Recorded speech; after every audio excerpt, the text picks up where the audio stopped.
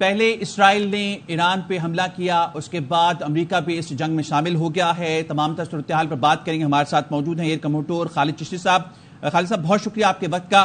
تمام صورتحال آپ کے سامنے ہیں۔ پہلے اسرائیل نے ایران پر حملہ کیا، اس کے بعد امریکہ بھی اس میں شامل ہو چکا ہے۔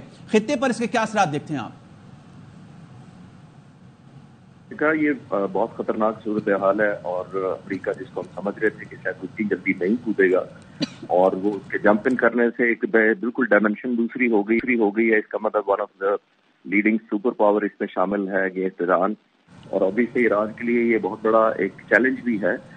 میں عرض کر رہا تھا کہ بہت خطرناک صورتحال ہے۔ ان حالات میں میرا خیال ہے پورا ریجن ہمارا جو ہے وہ ظاہر انڈر تھریٹ ہے، اور ایران بھی ایک سپر پاور، ایران کے خلاف ایک سپر پاور جو میدان میں جمپ کیا ہے، obviously اس کی بہت بڑی قیمت ایران سے تو وہ لینا چاہیں گے، ان کا مقصد ہی ہے۔ جبکہ دوسری طرف جتنا انہوں نے نیوکلیر پلانٹ بھیج کیا، جبکہ ایران کلیم کر رہا ہے کہ ہم نے محفوظ مقامات پر پہنچا دیے تھے، کچھ دنوں بعد پتہ لگے گا کہ یہ ایران کی طرف سے جب فارملی آئے گا کہ کتنا ڈیمیج ہوا ہے۔ بٹ یہ بہت انفارچونیٹ ہے، اور لیٹر آف ایسکلیشن بہت تیزی سے اوپر جا رہی ہے۔ اور جو یونائٹڈ نیشنز کی آپ بات کر رہے تھے یا سیکورٹی کاؤنسل کی بات کر رہے تھے، وہ ان کا تو رول آپ نے پچھلے 2 ہفتے میں دیکھ لیا، جو نہ ہونے کے برابر ہے، سمبولک ہے۔ میٹنگ ہو سکتی ہے لیکن میننگ فلی ایران کے حق میں میرا خیال ہے کچھ نہیں ہو رہا سوائے کلوز کر دیے جائے۔ اچھا، امریکہ نے کہا ہے کہ اگر ایران امن نہیں کرتا تو مستقبل میں حملے بہت بڑے ہوں گے۔ آپ کیا سمجھتے ہیں اگر امریکہ ایران میں آتا ہے تو یہ جنگ کتنی طویل ہو سکتی ہے؟ دیکھیے، امریکہ تو پریکٹیکلی آ چکا ہے، کوئی فارمل نہ تو اناؤنسمنٹ کی ضرورت ہے اور نہ ہمیں دیکھنے کی ضرورت ہے، وہ تو آ چکا ہے۔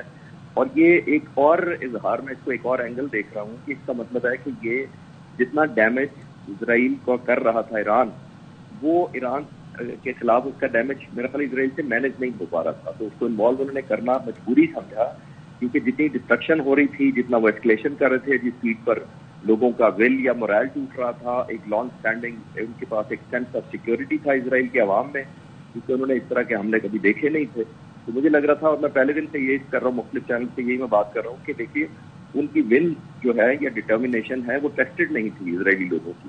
تو یہی مجھے ایک وجہ لگتی ہے کہ اسرائیل نے ملتے کر کے اس کو امریکہ کو اس کے بیچ میں ڈالا ہے، تاکہ ایران کو اتنی قیمت بڑھا دی جائے اور اتنا سخت جواب دیا جائے کہ وہ جنگ بند کرنے پر اور چیز فائر پر راضی ہو جائے۔ اچھا خالد صاحب، اب ایران کے پاس کیا آپشن ہوں گے؟ وہ کس طریقے سے امریکہ کے اہداف کو نشانہ بنا سکتا ہے؟ کس طرح اس کو جو ہے نشانہ بنائے گا؟ جو مڈل ایسٹ میں جو ان کے ایئر بیسز ہیں ان کو کیا ٹارگٹ کرے گا، آپ کو یہ لگتا ہے؟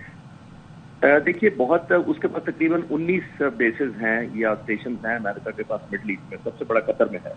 ان کو ٹارگٹ تو کر سکتا ہے، لیکن شاید اس سے بھی پہلے مجھے لگتا ہے کہ آبنائے ہرموز جو ہے اس کو وہ بند کرنے کا سوچے گا، تاکہ پوری دنیا کا آلموسٹ 25% ٹریڈ آئل کا ہے وہ ختم ہو جاتا ہے۔ کیونکہ دیکھیے، آپ جب حملے کرتے ہیں تو آپ نے پھر کانسیکوینسز بھی سمیٹنے ہوتے ہیں، آپ نے ان کو بھی فیس کرنا ہوتا ہے۔ اگر یہ امریکن اڈوں پر حملہ کرے گا تو ظاہر ہے امریکہ کنٹینیو کرے گا اسی طرح کے بامبنگ، روزانہ کی بنیاد پر ایکسٹینڈ کر دے گا اس کو، یا سیویریٹی کر دے گا، ریپیٹڈلی اٹیک کرے گا۔ وہ ایران پہ ڈیپینڈ کرتا ہے وہ کتنا لے نہیں سکے گا اتنا، کیونکہ ان کا ڈیفینس نیٹ ورک وغیرہ یا ہارڈ ویئر ملٹری کا ہے، یا اس کی سرویلنس وغیرہ آلموسٹ بہت لمیٹڈ ہو چکی ہے۔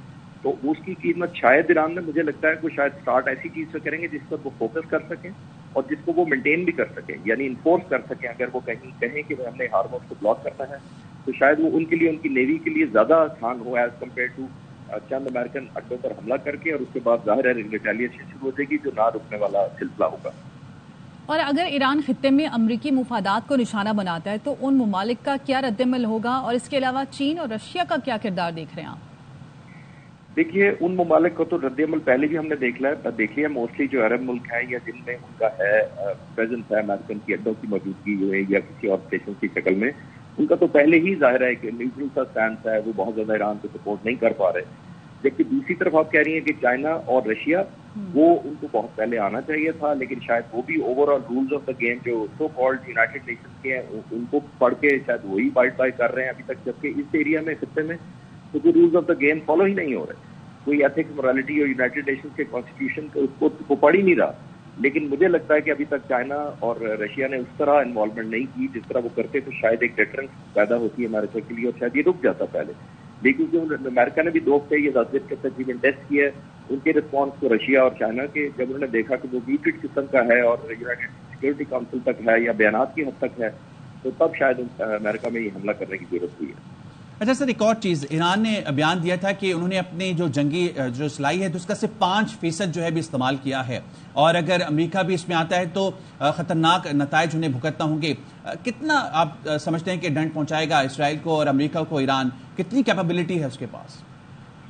देखिए, ये दो फ्रंट पर जंग जब शुरू हो जाती है तो सबसे पहले तो सच्चाई का खात्मा होता है पहली, और दूसरा एक सच्चाई या गलत एक और चीज उभर कर आती है, वो उसको कहते हैं साइऑप, यानी साइकोलॉजिकल ऑपरेशन। एक होता है आप रियल, आपके पास पावर है, और एक आप ये शो करते हैं कि आपके पास बेशक हो ना, लेकिन आप शो इस तरह करते हैं, दुनिया को पावर कराते हैं कि अगर हमारे पास हमला किया गया, हमारे बहुत कुछ है। मुझे नहीं पता कि कितने % ये सच था या जैसे मैंने कहा साइ ऑपरेशन का हिस्सा था, या ये एक्चुअली उनके पास ये कैपेबिलिटी है। और जिस तरह मैंने किया कि अगर वो इतनी कैपेबिलिटी है फिर तो जाहिर है वो कंटिन्यू करेंगे, लेकिन क्योंकि अगर साइकोलॉजिकली अमेरिका के खिलाफ और इजराइल के खिलाफ उनको लड़ना पड़ रहा था और अब और लड़ना पड़ेगा, तो अगर वो उनके पास वेपन हैं तो वो उनको अपस्केल करना पड़ेगा। आपने नोट किया होगा सिजील या जिस नाम का भी, हालांकि ईरान ने अभी तक ये फॉर्मली कल वाले अटैक में ऐलान नहीं किया था कि हमें सिजील यूज किया, हम एस्टिमेट करते हैं कि ये वो है और अपस्केल करेंगे, और वो लीथल से लीथल वेपन डेली की बुनियाद पर ऐड कर रहे थे, कंसंट्रेशन ऐड कर रहे थे। दूसरी तरफ आप एक और चीज नोट करें, जो कम लोग हम फोकस कर रहे हैं, कि इजराइल ने अपने एयर डिफेंस सिस्टम की राशनिंग शुरू कर दी थी, क्योंकि ईरान ने जो शुरू में मिसाइल मारे हैं उन्होंने अपने सस्ते ड्रोन या सस्ते मिसाइल मारकर उनके बहुत महंगे एयर डिफेंस को सक आउट किया है, उनको डिप्लीट किया था इजराइल के। जब ये इजराइल को रियलाइज हुआ कि अभी तो उनके आर्सेनल में बहुत कुछ है और वो डेली एस्केलेट करके बढ़ाते जा रहे हैं, तो उनके पास चॉइस ही नहीं बची थी अपने एयर डिफेंस सिस्टम को, खासतौर पर जो आयरन डोम जिसका मकसद विकसित करते हैं, क्योंकि वो बहुत महंगा पड़ रहा है, उनको हर रात तकरीबन $280 मिलियन खर्च करने पड़ रहे हैं एवरी नाइट। तो फिर उन्होंने रियलाइज किया कि उनके पास भी एयर डिफेंस की लिमिटेड कैपेबिलिटी है, वो ये नहीं है कि वो कई महीने तक को इंटरसेप्ट करते रहेंगे, उनके पास भी मिसाइल हैं जिनकी ज़ाहिर एक महदूद तादाद होती है, जिसकी वजह से उन्होंने लिमिट किया है, और 2-3 दिनों से वो लिमिट किया था। और अगर आप परसों का CNBC रेफर करें तो उन्होंने एक इजरायली सीनियर ओहदेदार को रेफर करते हुए कहा था कि हमने पहले दिन 90% इंटरसेप्ट किए थे जो मिसाइल हमारी तरफ आ रहे थे, और चौथे 5वें दिन हमने 60% किया है इंटरसेप्ट। और ये मैं उसी बात को सपोर्ट कर सकता हूँ, इसकी एविडेंस है कि इसका मतलब ये है कि उनकी कैपेबिलिटी हो भी तो उनको राशनिंग करनी पड़ रही है इस खतरे के तहत। तो अब देखें कि ईरान का क्या रिस्पॉन्स होता है, अगर हो सकता है वो इससे ज्यादा एस्केलेट कर पाए तो फिर हालात किसी और तरफ चले जाए। लेकिन अभी तक जिस तरह से ईरान ने रिटेलिएट किया, क्या ये जो सुपर पावर से एक्सपेक्ट करी थी कि ईरान इस हद तक मुकाबला करेगा इसराइल का जो उसने किया? जी नहीं, मैं खुद भी as a student of military history या स्ट्रैटेजी नहीं कर रहा था। मैं पहली बात तो ये देखिए, एक सिर्फ मुकाबला करना होता है और एक होता है इतने एडवर्स हालात में जब पहले दिन 200 जहाज आके पूरे मुल्क पर आपके अनबैलेंस बमबारी करें, आपके एयर डिफेंस नेटवर्क को ये डैमेज कर दिया जाए या ड्रोन से मार दिया जाए अपने ही सरजमीन से लॉन्च करके, जो इजराइल ने सेटअप किया था। और तीसरी डायमेंशन उन्होंने ये की थी इजराइल ने कि उनको लीडरशिप को एलिमिनेट किया था पहली रात ही आप इसके दौरान, और 3 डायमेंशन में लीडरशिप को भी हिट किया था, उनकी स्पिरिचुअल लीडरशिप को हिट किया, पोलिटिकल को हिट किया, आर्मी को हिट किया, उनके कमांडर को, और सबसे बढ़कर उनके न्यूक्लियर साइंटिस्ट को हिट किया। तो इतना हैवी ब्लो या पंच जिसको लैंग्वेज में कहेंगे, इतना लॉस उठाने के बाद मैं एक्सपेक्ट कर रहा था कि ईरान इतनी जल्दी शायद नहीं संभल पाएगा, लेकिन वो रेजिलिएंट कौम है, वो एक तहजीब है, वो इतने सालों से उनकी हिस्ट्री है लड़ने की, डिटर्मिनेशन और सॉवरेनिटी के लिए लड़ते रहे। तो वो एक आम दुनिया की तवक्कुआत से बढ़कर 24 घंटे में उन्होंने हमला किया था और रिटेलिएट किया था। अब वो कितना कर पाते हैं वो डिपेंडेंट है कि उनके पास कैपेसिटी कितनी है। देखिए, एक चीज याद रखिए कि वॉर कंटिन्यूएशन की जो स्ट्रैटेजी होती है वो आपके वॉर एनर्जी या स्टैमिना के ऊपर डिपेंडेंट होती है। अगर ईरान का स्टैमिना भी है या उसकी एनर्जी है उसके पास, तो वो शायद और एस्केलेट करें ताकि एक प्रोहिबिटिव कॉस्ट इम्पोज की जा सके इजराइल पर भी और अमेरिका पर भी, कि आप अगर मेरे साथ ये करेंगे तो आपको भी ये कीमत देनी पड़ेगी जो ईरान ने इतने दिनों से इजराइल के साथ किया।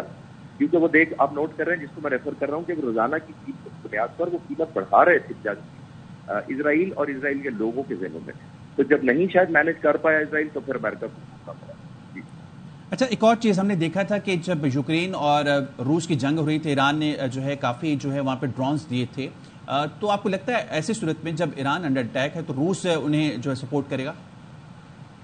जी, रूस ने पहले किया भी है, लेकिन रूस को मैं उस तरह रिलायबल नहीं समझता कि उन्होंने एक S-400 का कुछ साल पहले डील की थी, तकरीबन 2 साल पहले चाहे ईरान के साथ रूस ने की थी। لیکن اس کی ڈلیوری بھی ہو گئی تھی. لیکن جو ڈسپیوٹ ہوا تھا یہ surface to air missile weapon air defence دینے کا, وہ ابھی آپریشنل نہیں تھا ان کا یہ ویپن سسٹم. اور وہ کیوں نہیں تھا؟ اس پہ جو ایران کے خلاف یا ایران کے ساتھ ڈیل کرتے ہوئے جو روس چاہتا تھا شرطیں وہ بہت سخت تھی. اور سب سے بڑی شرط جو روس نے رکھی ہوئی تھی وہ یہ تھی کہ اسے ہم اس سسٹم کو خود آپریٹ کریں گے, یعنی ایرانینز کو ٹریننگ نہیں دیں گے. جبکہ ایران تھرو آؤٹ انسسٹ کر رہا تھا کہ آپ ہمیں ویپن بھی دیں گے, آپ ہمیں ٹریننگ بھی دیں گے. اور آج یہی صورتحال ہے کہ وہ ویپن سسٹم ہے صحیح ایران کے پاس, لیکن آپریشنل نہیں ہے کیونکہ روس اس پر مان نہیں رہا. تو ایک تو ڈرون دینا اور چیز ہوتی ہے اور ان کو اڑانا, یا ظاہر جیسے آپ نے ہندوستان کے شکل میں بھی دیکھا تھا کہ وہاں بھی اسرائیلی اڑا رہے تھے, لیکن پاکستان نے جو گفٹنگ رسپانس دیا تھا وہ 100% پاکستانی, چاہے وہ زمین سے ہو, سمندر سے ہو یا آواز سے ہو, پاکستان خود کر رہا تھا. تو خود مختاری بھی ادھر آپ نے نوٹ کرنی چاہیے کہ دنیا آپ کو خود مختار رہنے کی یہ قیمت ہوتی ہے. تو جو اسرائیل آبویسلی چاہے گا کہ ایران کا جتنا سسٹم ہے وہ نیوٹرلائز یا کر دیا جائے یا منیمم سپورٹ ملے اس کو روس سے اور چائنا سے. لیکن چائنا اور روس نے ظاہر ہے جو پیس ٹائم میں شاید کوئی دیا ہوا ہوگا, شاید اب ایسکلیٹ کرتے ہوئے میرا نہیں خیال سے زیادہ مدد کر رہے ہیں. اچھا, ایک چیز یہ ہے کہ خطے کی صورتحال کو دیکھتے ہوئے یہ بھی کہا جا رہا ہے کہ نیٹو کی طرز پر ایک مسلم الائنس بھی ہونا چاہیے. کیا ایسا ممکن ہے, ہو سکتا ہے یہ؟ دیکھیے مسلم الائنس تو کنڈیم بھی نہیں کر پا رہا, انہوں نے فورس کب ڈپلوائے کر دیا. جو تقریباً $15 بلین کا اسلحہ اسرائیل ایکسپورٹ کیا پچھلے سال 2024 میں اسرائیل نے, جو پچھلے 15 سال میں 3 گنا بڑھا ہے, یعنی 5-6 بلین سے تقریباً 15 بلین تک آ گیا ہے ان کی ایکسپورٹ 2024 میں. اور 2024 میں جب یہ اسلحہ بیچا انہیں 15 بلین کا, تو تقریباً 40% ہندوستان کا کسٹمر تھا یا گاہک تھا, اور 25% عرب ملک ہیں جو اسرائیل سے اسلحہ خریدتے ہیں. تو ہم یہ بات کر رہے ہیں کہ اب کہاں لائن ڈرا کریں گے کہ عرب فورس ہونی چاہیے. عرب فورس تو کنڈیم بھی نہیں کر پا رہی, فوج کیا ڈپلوائے کرے گی کسی کے خلاف. تو انفارچونیٹلی صرف وہی مسلم امہ والا لفظ ہے جو ہم کئی سالوں سے سنتے آ رہے ہیں, اور اسی طرح کی اگر فورس کاغذوں میں ہو سکتی ہے تو ہو جائے, لیکن مجھے میننگ فل کچھ ایگزیکیوشن نظر نہیں آ رہی. صحیح. اچھا, یہ بھی کہیے گا آخر میں کہ کیونکہ پاکستان ایران کے ساتھ بارڈر شیئر کرتا ہے, امریکہ جنگ میں داخل ہو چکا ہے, اب پاکستان کے لیے کیا چیلنجز ہوں گے اور پاکستان پر کیا اثرات پڑ سکتے ہیں اس جنگ کے؟ جی دیکھیے, ہمارے پر تو بہت سیریس چیلنجز اس لیے ہیں کہ ہم ابھی ایک ایسٹرن سائڈ سے اپنے دشمن سے یا ہندوستان کی اتنی بڑی قوت کو ایک سبق سکھا کر پارے ہوئے تھے. ایران کے ساتھ ایک اور نیبر ملک ہمارا لگتا ہے وہ افغانستان ہے, اس سے ہمارا کمفرٹ زون نہیں ہے جو ہونا چاہیے اچھے ہمسایوں میں. ہمیں ادھر سے بھی شکایت رہتی ہے دہشت گردی کی. تیسرے بارڈر پر اگر یہ ایران ایسکلیٹ کر جاتی ہے اور ادھر خطرہ بڑھ جاتا ہے, اور ادھر امریکہ کی طرف ڈائریکٹلی انڈائریکٹلی چاہے ایئر فورس کے ذریعے ہو جاتی ہے, تو یہ ہماری بڑی خطرناک بات ہے. کیونکہ B-2 جو بامبر جہاز ہیں یہ میری نظر میں امریکہ سے, یہ ساؤتھ آف سری لنکا, یعنی جو انڈیا کی سدرن ٹپ ہے سمندر کی طرف, اس کو اگر 1800 کلومیٹر ایکسٹینڈ کرے ساؤتھ ورڈ, تو وہاں ایک ڈیکو گارسیا بیس ہے.